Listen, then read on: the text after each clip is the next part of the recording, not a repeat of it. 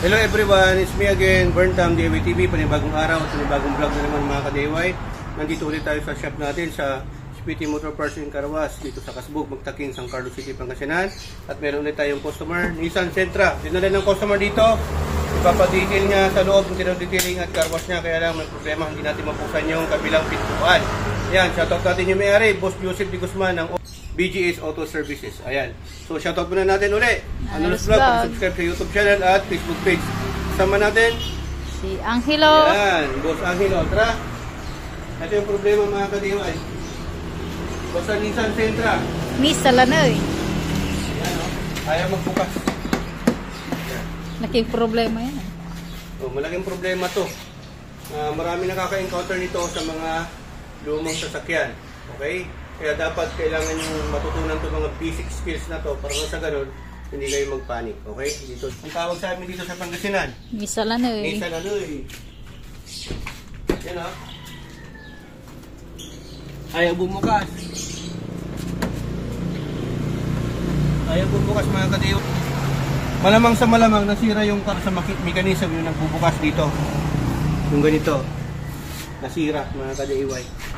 So, yung kailangan namin ituro sa inyo at kailangan nyo ng mahabang pasensya dito dahil marami tayong kakalikutin dito mga ka-DIY. Okay? Check nyo rin yung kung may Toyota Corolla ka, Toyota Altis, may ginawa na tayong ganito. Okay? So, kailangan ko nang may kasama dito. Ito mga ka-DIY. Ito, naka-lock position yan. Pagka inupin mo siyang ganyan ito yung sa may lock niya eh. Dapat mag-open na yan. Diba? Yung doon, ayaw. Pero ayaw pa rin. Babaklasin natin yung literal na magbabaklas tayo dyan. Okay? I-share ko po sa inyo yung pinagbabawal ng technique. Sa mga nakaka-encounter or nakaka-experience ng ganito, pagka lumang sasakyan, ganito na, medyo nagluloko na or part kasi ito ng wear and tear, napuputulan kayo nang hindi nyo alam kasi nasa loob. Meron kasing sidings. All you need to do is don't panic because it's organic. It's organic. Okay? Yan ang gagawin ninyo. I-open nyo lahat ng pintuan na pwedeng bumukas para sa ganon makakuha kayo ng magandang oxygen. Kasi mainit dito sa loob. So ang gagawin natin dito, hindi mo talaga ito magagawa ng paraan. Kaya maghahanap tayo na kung saan bubuksan natin to para matrace natin dito sa loob. Nandito sa loob yung mga mechanism nito. All you need to do is to remove this Rubber sidings. So unahin natin to yung rubber. Yan. Kita nyo na? Ito. Baka may masira. Tapos pangalawa ito. Talagang babaklasin natin to. Yan. Huwag kayong mag-alala dahil ito lang po yan, nakapasok lang yan dyan. Parang may clip lang yan. Tanggalin nyo to na tuluyan para sa ganun ma-access natin to. Kasi tatanggalin natin yung siding. Tanggalin mo rin tong sa may step board nya. Ano nabasag yung plastic yun eh. Okay? Tapos ito. Tanggal na. Ito kasi mga ka-DIY, for your information, ipapadetail po na may-ari. Kita mo naman, napakadumi oh. So i-restore natin to, ibabalik natin yung alinog nya. Okay. Yan. Next thing na gagawin natin mga ka-DIY ay, next process natin, sukitin natin to. Sungkitin natin to mga ka-DIY para sa ganon makahawak tayo ng maayos.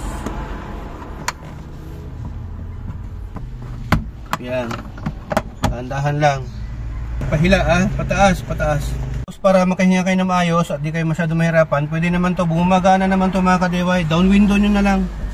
Yan, okay, para na sa ganon may pasok mo rin yung daliri mo dito para matuklap. Yan. Ayan, gamit po tayo ng flashlight. Kung may flashlight kayo, tapos babaran nyo tong, yan, ibabaran na namin kanina eh. Babaran nyo to, yung mechanism dito. Nakikita ba yung mechanism? Yan. So, babaran nyo po yan. Ganyan. Yung langis. Kalawang na pala. Dami ng kalawang yan eh. Stuck up yan. na. Pero tatanggalin pa rin natin to para makita nyo. Ito po yung mechanism niya na iba dito. Babaran natin para nang sa ganun, maibukas natin yan. Kasi for as long as na hindi nyo makita yung mechanism dyan, hindi nyo mabababaran ng langis yan mga ka-DIY kasi mayroon po itong sidings, yung inner sidings na tinatawag. Hindi nyo alam kung paano tanggalin. Tatanggal Buksan. to. Kailangan nga lang talaga ng mahabang pasensya. Kaya mga kadewa, hindi natin ito maiangat na maayos kasi meron pa to. Ito. Itong handle ng ano. Window. Oo, window yung pagbaba, pagtaas niya.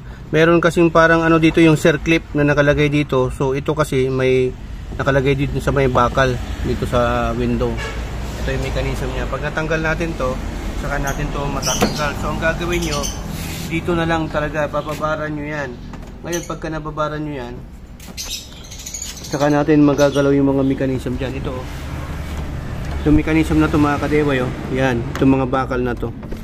Yan. Ito yung nagtutulak ko, yung umihila. Yan to. Diba? Yan oh. Kita mo gumagalaw ba? Ayun. Oh, diba? Di gumalaw na. Naririnig nyo mga kadewa eh. Ito. Yan. Kaya kailangan na at least maiangat nyo ng ganito. Yan, para magalaw nyo yung lock. So, try natin. Ay, nababara na po natin to mga kadewa eh.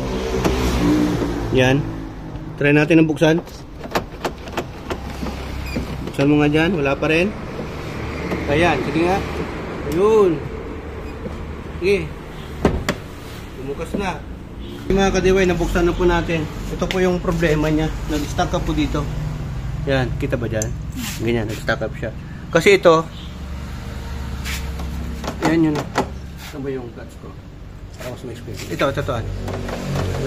Ito mga kadiway. Pag ganyan nakalock siya. So hindi mo magagalaw yan. Ito po. Try natin to na ilak. Kunwari ilak. Ilak natin. Ganyan. Diba, nakalock siya. So, hindi mo siya may open. Pagka i-open natin to, itong lock niya, door lock niya, saka na natin niya mabubuksan. Gagalaw yan. O, diba? Kanina kasi nag-stack up po yan. Nag-stack up po siya. So, yan ang problema sa mga ganito na luma na sasakyan na walang proper maintenance. So, nag-stack up dahil sa mga corrosion. Kalawang. Yung alikabok, tapos ano ng moisture, plus oxygen, yun. Nagbi-build up siya ng corrosion, kalawang, ganun. Okay? So, ganun lang po yung proseso mga ka-DIY. Ingat lang po kayo dahil dito sa HPT, dalawa lang po ang meaning ng DIY. Do it yourself at destroy it yourself. Ayan. So, yung mga ka-DIY, para mas matanggal natin tong inner sidings dito. Meron po kasing ano dito, circlip. Yun po ang ano, pakipasaka. Ito, pakita ko sa inyo mga ka-DIY, ito. Yun. Yung clip doon, kailangan na maiangat natin yan. Ayun, pag naiangat natin yan, mahuhugot natin to. Nakita ba? Ito. Ha? So yan ang kailangan natin itulak. Pag naitulak na natin yan, matatanggal na po ito. Yan, tulak po natin yan. Yun, nahulog yung ano, yan. Saan ba yung circlip? Ito. Ito po yung naglalak dyan mga ka-DIY. Dito siya nakalak eh. Palagay. So hindi nyo talaga ito matatanggal pag hindi nyo natanggal to. Okay? So ingat lang po kaya para iwas gas-gas. Ito pang tornilyo dito. Pag natanggalan natin yan, saka natin matatanggal to. Okay. So ayan. Yung tornilyo. So, ganito po ang itsura nito mga ka-DIY. Meron pa doon sa dulo. Look. Ito. Ayan. Diba? Natin matanggal-tanggal kanina kasi nasa loob tayo ng sasakyan, hindi tayo makapwersa. Kailangan kasi natin makita yung self-tape talaga, kaya kailangan na ano, nakabukas yung pito. So ganito po yung isura niya mga ka-DIY, diba? So kita na natin. Ngayon, bababara natin ng maigi. Actually nababara na natin gamit yung WD-40. Ito yung lock niya, yan. Tapos, ito yung sa door opener niya. Inner door opener. Ayan, gumagalaw doon. Ito ka, kung saan kita. Ganyan. Yan. Kapag ginagalaw natin ng ganyan yan, hinihila niya yan dito. Diba? Okay? Yun ang kailangan nating babaran. So, yun yung nag-stack up doon sa loob. Mas maganda kung W40. Naubos na kasi yung W40. Boss Joseph, naubos na yung WD-40 natin. Tapos dito rin, babaran nyo rin. Bilinisan din natin itong mga ka-DIY. Yung gamit natin kasi use oil. So, okay na. Try natin.